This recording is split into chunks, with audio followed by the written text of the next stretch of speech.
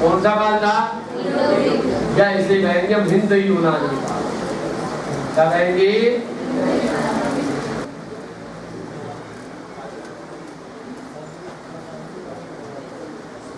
ध्यान दो, इस कालखंड का पुरातात्विक सर्वेक्षण कब और किस व्यक्ति ने करवाया है?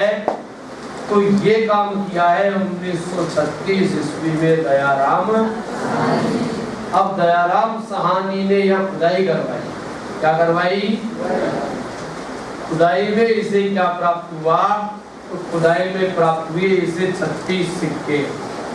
क्या मिले? जिनमें से 28 सिक्के जो हैं वो तो स्वर्ण सिक्के हैं। कैसे हैं? और 8 सिक्के जो हैं वो आपके रजत सिक्के हैं, यानी कि चांदी के। कैसे हैं? ये जो 28 सिक्के हैं ये इंडो ग्रीक राजा मेनांडर द्वारा जारी किए गए।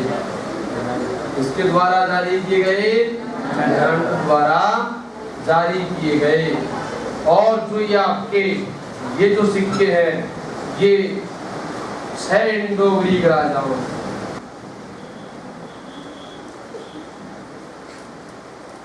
और सारे जो सिक्के हैं 36 के 36 ये पंचमार्का से। कैसे सिक्के हैं? ध्यान देना एक बार, तुम लिख लेंगे। क्या नाम बताया मैंने?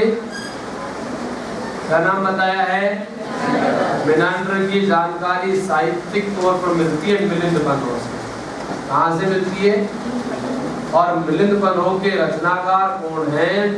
तो रचनाकार का नाम क्या बताओगे भाई? क्या नाम है? कौन है? अच्छा एक बात प्रैक्टिकल बताऊं, इसमें कहानी मिलती है इस पुस्तक में। ये जो 6वीं शताब्दी सब पूर्व धर्माचार्य हुए थे ना, महात्मा बुद्ध थे, महावीर स्वामी थे, मोगली पुत्र किस्से थे, या आपके मक्खली पुत्र घोषाल थे, केशव रामपुर थे, जितने भी हुए थे ये बुद्धिजीवी नहीं थे, ये अंधों में काने राजा एग्जेक्ट। अब आप प्रैक्टिकल देखो, आपके सामने कुछ धर्माचार्य हुए हमारे राजस्थान में पैदा होते हैं। एक वो संत शिरोमणि बापू आसाराम, हाँ तो शिरोमणि है। एक वो गुरमित राम रहीम, एक संत रामपाल।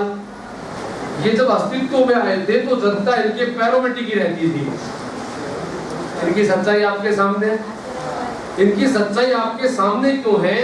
क्योंकि आप सोशल मीडिया के दौर में जी रहे हैं, जहां कोई भी बात लीक होने से लोगों तक पहुंचने में अधिकतम 1 सेकंड का समय लगता है। कश्मीर की बात कन्याकुमारी अगले 1 सेकंड में पहुंच जाएगी। प्राचीन काल में क्या था? सोशल मीडिया था नहीं, कोई बात लीक भी हो जाती थी तो आदमी को देखता था, कैमरा को नहीं देखता था, आदमी निपट जाता था। ये वास्तविकता है। प्राचीन काल में सवाल क्यों नहीं उठे, मध्य काल में सवाल क्यों नहीं उठे, लोगों की सच्चाई सामने क्यों नहीं आई? इसलिए नहीं आई कि सोशल मीडिया का दौर नहीं था। अब 2 ही मिनट में आ जाती है, पता ही नहीं चलता। इसलिए वो शिरोमणि हो गए सारे के सारे और जेल में बैठे। इसमें 6वीं शताब्दी सब पूर्व कह रहा हूँ कि ये तो बौद्ध जैन क्रांति थी। मैं ये नहीं कह रहा कि महात्मा बुद्ध, महावीर स्वामी जैसे लोग चारित्रिक तौर पर इनका बदल हो गया था, नहीं। ये चारित्रिक तौर पर अच्छे आदमी थे, लेकिन इनके जो सिद्धांत थे ना, ये कसौटी पर कभी खड़े नहीं उतरे। उन्होंने हमेशा अटका के रखा और एक दूसरे के विरुद्ध रहे। मैंने आपको बताया थी प्रैक्टिकल की इस्लाम धर्म का, अपन सनातन धर्म में कहेंगे ये काम नहीं करना चाहिए, इस्लाम कहेगा करना चाहिए। वही बात इनके साथ थी। इन्होंने जो सिद्धांत लिखे वो खुद पूरे नहीं उतर रहे हैं। जैसे महात्मा बुद्ध आपसे कहते हैं कि आत्मा का अस्तित्व नहीं है, फिर कहता है पुनर्जन्म होता है। महाराज बिना आत्मा के पुनर्जन्म किसका होता है? एक ऐसी कहानी आपको इस साहित्य में मिलती है मेनांडर को लेकर। ऐसा कहते हैं, राजा का नाम क्या था? बौद्ध भिक्षुक हुआ करते थे। नागसेन ऐसे बौद्ध सभा को संबोधित कर रहे थे और कह रहे थे कि भाई इस दुनिया में जो कुछ दिखाई देता है उसका स्थायी अस्तित्व नहीं है। राजा रथ यात्रा पर निकले हुए थे। मेनांडर ने देखा कि बाबा जी बकवास कर रहा है, रथ रुकवाया, बाबा जी के पास गया, और कैसी बात कर रहा है, मैं राजा हूँ, क्या मेरा अस्तित्व नहीं है? ये प्रजा है, क्या प्रजा का अस्तित्व नहीं है? और तुम संत हो, क्या तुम्हारा अस्तित्व नहीं है? नागसेन ने कहा कि हे राजन, आप मेरी बात अभी सुनेंगे नहीं, क्योंकि राजा यदि प्रजा के बीच खड़ा हो तो किसी की नहीं सुनेगा।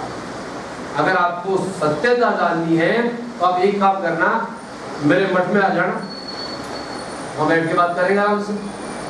तो राजा को जल्दी देना, सुबह सुबह नहाया धोया तैयार हुआ, रथ में सवार हुआ। किसमें सवार हुआ? और खाना वाना हो गया, जाकर देखा नागसेन तपस्या में लीन है।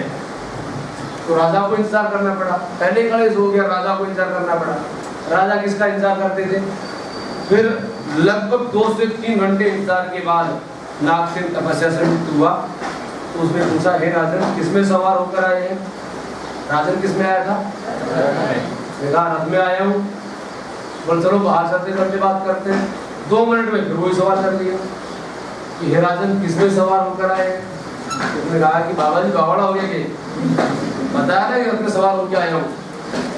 तो चलो वो बाहर चलते घूमते घूमते बात करेंगे प्राकृतिक पेड़ों की छांव में। यहाँ अंदर झोपड़े बैठे क्या कर रहे हैं? बाहर आए तो नागसेन ने देखा घोड़ा थोड़ा परेशान हो रहा था, घोड़े पर बोझ था ना। तो सारथी को आदेश दिया, ये सारथी, इस घोड़े को मुक्त कर दो।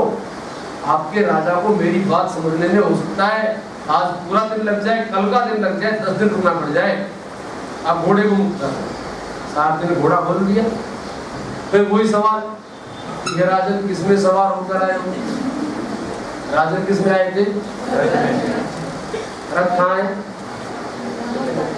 घोड़ा गया, पीछे क्या रह गया? रथ रह गया क्या? बग्गी। उसने ले जाकर हाथ रखा, बोले ये रथ है, बोले सब ये बग्गी है। घोड़े पर रखा, बोले ये रथ है, बोले सब ये घोड़ा है। तो बोल रथ कहाँ है? इसमें सवार होकर आया था। तो उसने कहा कि सब ये घोड़े और बग्गी के समायोजन से रथ का निर्माण होता है। तो नागसेन ने कहा कि राजा, मैं तुम्हें कोई तो समझाने का प्रयास कर रहा हूँ कि रूप, वेदना, संज्ञा, संस्कार और विज्ञान, इन 4-5 स्कंदों से बनकर तैयार हुआ है मानव का शरीर। जब तक 5 स्कंदों में प्राण है तब तक तो मानव शरीर है, और 5 स्कंद यदि बिखर जाएंगे तो मानव शरीर का अस्तित्व नहीं है। अपन कह रहे हैं बोर्ड है, यहाँ टंग रहा है, अपन काम में ले रहे हैं, इतने ही बोर्ड है, इसके 2 टुकड़े करके बाहर पटक के देख लो, लोग कहेंगे लकड़ी का ढेर पड़ा है। एग्जैक्ट जिसका जहाँ प्रयोग हो रहा है उसका वही अस्तित्व है, स्थायी अस्तित्व नहीं है। प्रत्येक चीज क्षणिक बात है। वो धर्म में सिद्धांत पढ़ाया था क्षण भंगुरता का सिद्धांत। वो क्षण भंगुरता का सिद्धांत यहाँ से दिया गया। मिलिंद पन्हो, मिलिंद यानी कि मिनांड्र, और पन्हो यानी कि पाषण। मिनांड्र में जो पाषण पूछे और नागसेन ने उत्तर दिए, उसका संग्रह क्या कहलाता है? मिलिंद पन्हो। मिलिंद पन्हो में जानकारी किसकी है?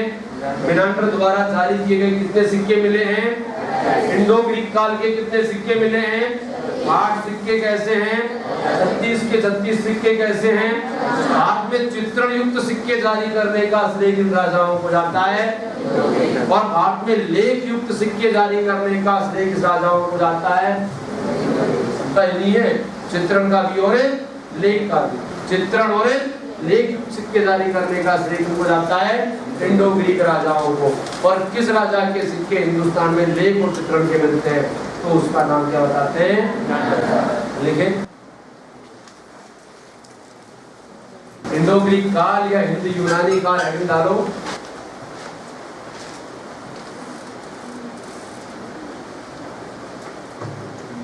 इंडो ग्रीक काल या हिंद यूनानी काल हेडिंग डालो। इसमें लिखें 1836 ईस्वी में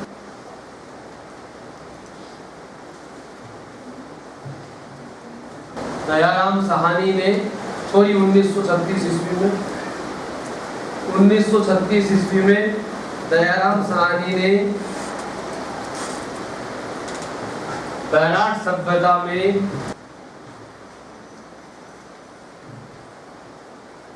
पुरातात्विक सर्वेक्षण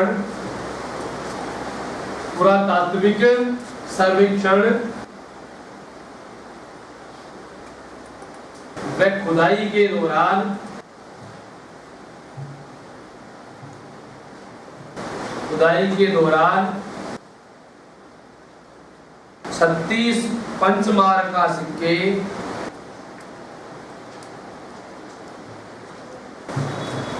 प्राप्त किए।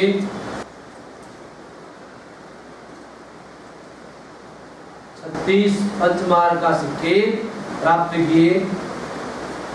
अच्छा, राजस्थान में सर्वाधिक सिक्कों का ढेर कहां से मिला है? हाँ जी, वो तो मालव जनजाति के सिक्के, लोहे के सिक्के। सर्वाधिक सिक्कों का ढेर मुझे बयाना जाना, बयाना, भरतपुर। और लोहे के सर्वाधिक सिक्के कहाँ से? रेड तो करेगा। हमने 36 सिक्के प्राप्त किए। अब दो भागों में बांट दो। 28 सिक्के स्वर्ण सिक्के हैं, 28 सिक्के स्वर्ण सिक्के हैं।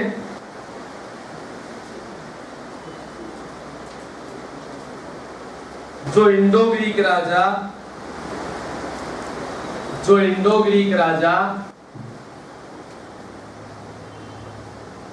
मेनांडर द्वारा जारी की गए, मेनांडर द्वारा जारी किए गए। अब 8 सिक्के लिख दो। 8 सिक्के, 8 सिक्के रजत सिक्के हैं, रजत सिक्के हैं जो 6 इंडो ग्रीक राजाओं द्वारा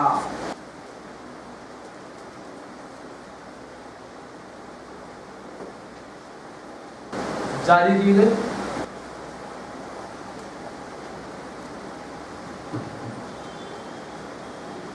हो गया? चले आगे, नोट डाल देना। बौद्ध भिक्षुक नागसेन की रचना, बौद्ध भिक्षुक नागसेन की रचना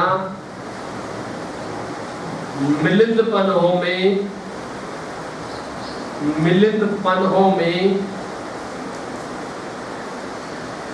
मेनांडर की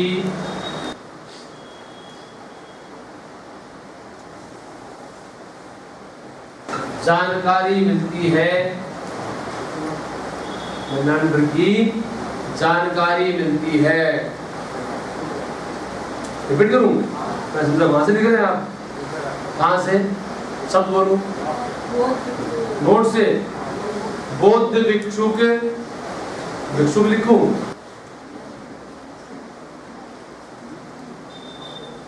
बौद्ध भिक्षुक नागसेन की रचना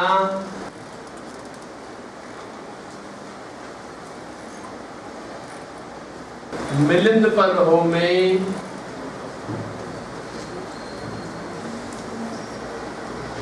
मेनांडर की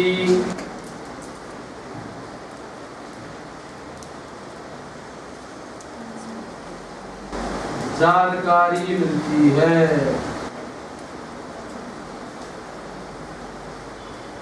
मिल गई? फिर नोट डालो सभी। भारत में चित्रण युक्त व लेख युक्त सिक्के, चित्रण युक्त व लेख युक्त सिक्के सर्वप्रथम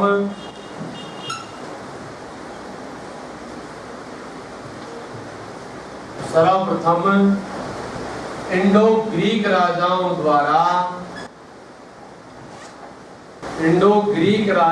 द्वारा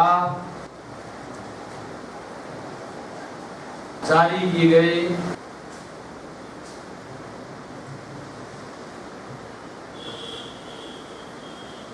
कर दिए गए। एक नोट और डाल दो। भारत में सर्वाधिक सिक्कों का ढेर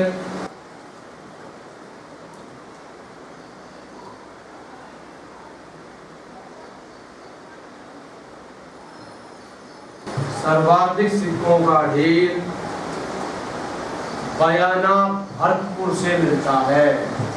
बयाना कहाँ है? बयाना भरतपुर से मिलता है।